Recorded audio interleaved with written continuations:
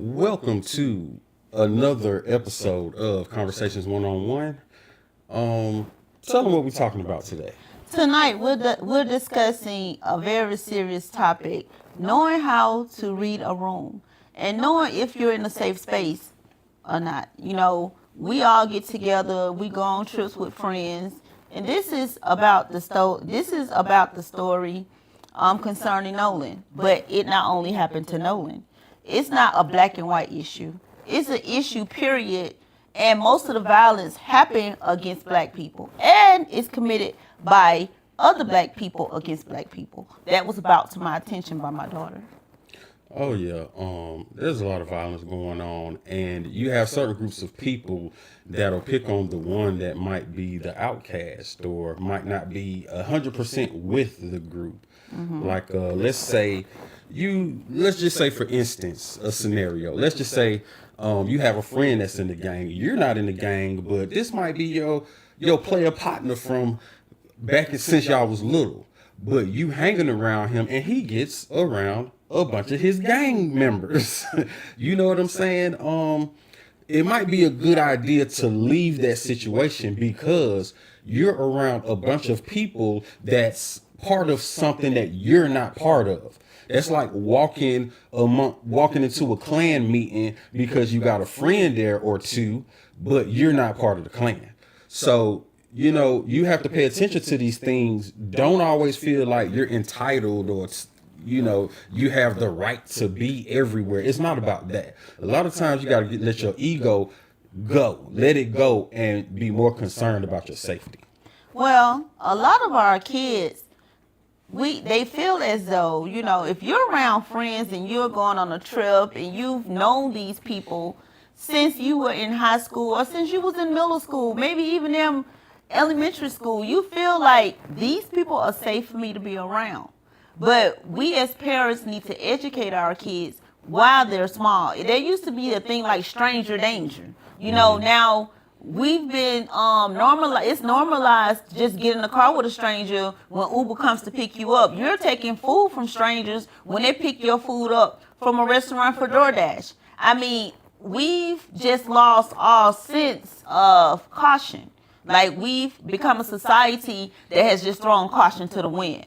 So we're going to play a couple of clips just to revisit and just show some of the opinions of the people that's reporting on the story. This first clip is very interesting. This is a psychologist that I follow on Instagram. We're going to give her credits in the description. Her name is Raquel Martin, PhD.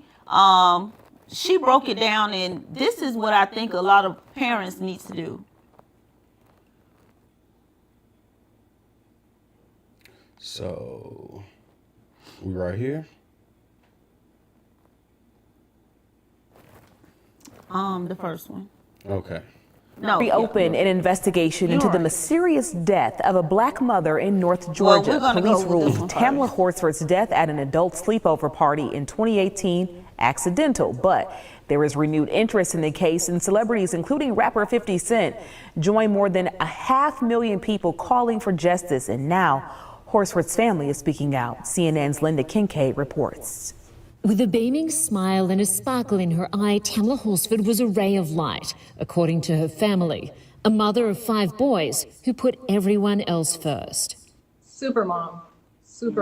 She made sure she could provide for them. November 2018, Horsford went to a friend's sleepover birthday party at a home in North Georgia. The next morning, the 40-year-old was found in her pajamas, unresponsive, in the backyard. Until now, her family has not spoken out publicly. Their grief still as raw as the night Horsford died. That wasn't a video, the clip that I want to bring to you guys, but it just shows you. That lady thought that she was in a safe space. She was among other adults that was in her peer group. I mean, I would have thought that I would have been safe among them, but you have to know how to read the room. You also have to know who you're dealing with, because at the end of the day, it is what it is. You know, we have to deal with harsh realities realistically. That's what I say. We need to deal with harsh realities realistically. You need to know what type of people you're dealing with, who you're dealing with, and what they may be capable of. So I don't know. Hey, it's a little sketchy. Like, okay, think about it like this: when you go amongst a group of people and something goes down, are these people gonna have your back, or are they gonna have each other back? Did you want to get into the next video? Yeah, I want them to see what this black mom said. Reopen an investigation into the mysterious death. Teaching. Okay. Parents of non-Black children have to also teach their children that our children's lives matter. And no matter what evidence comes out, because this is in no way an isolated incident.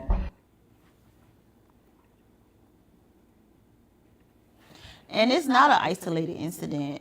It happens regularly. And a lot of times when our black young men are found hanging from a tree, they want to say it's suicide. I haven't found a black person yet that hangs themselves from a tree and they say it's suicide. And that's not a way that a black person would commit suicide. Mm-hmm. I don't even know of many black people that commit suicide. Maybe I don't know of any black people that commit suicide. I'm sorry, that commit suicide. Maybe I'm wrong, but yeah, it's crazy. We have to know that all spaces are not safe. When you get into a Uber or Lyft, you make sure that you're getting there with the right driver. When you go on these trips with your friends, always take I would say take a family member. You want to have somebody, if you're the only black person in that group, have somebody with you, that intimately. If you are with another group of black friends, could you play that clip? This is where a young lady was with a group of black friends.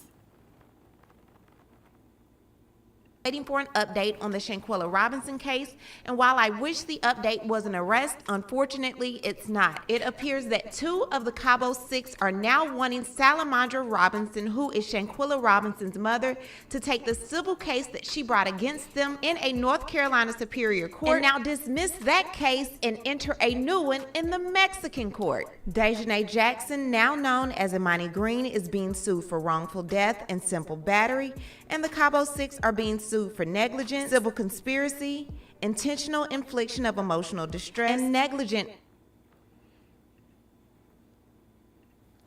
That's the instant where all of those people, they were black, and they killed this black girl. So, and thank you for Chronicle Speaks for that video. We also are going to give you credit in the description as well.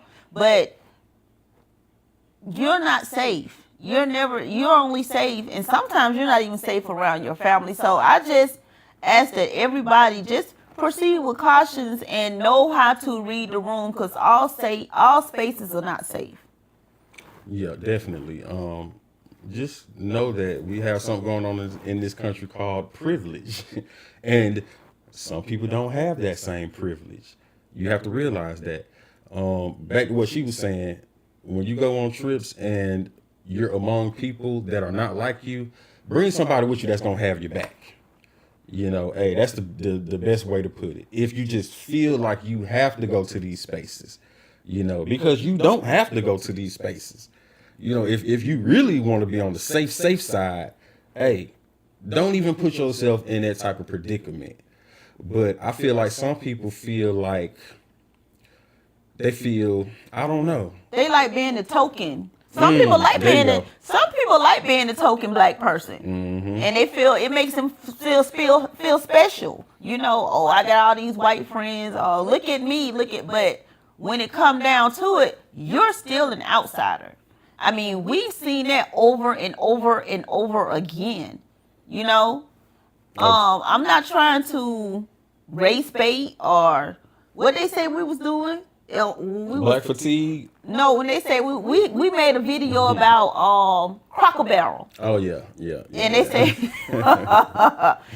say we was race baiting or doing some idiotic stuff. We was only stating facts. Yeah. Oh yeah. So just know that you want to have somebody with you when you go to these places, because you have to have someone there to have your back. And I've heard that it was a lot of his friends there, and one of his friends had a mom that's a judge. Now, we also remember when a guy got rolled up in the mat at the gym. Oh, yeah. His parents still haven't seen any justice because of that. I mean, behind that case. Yep.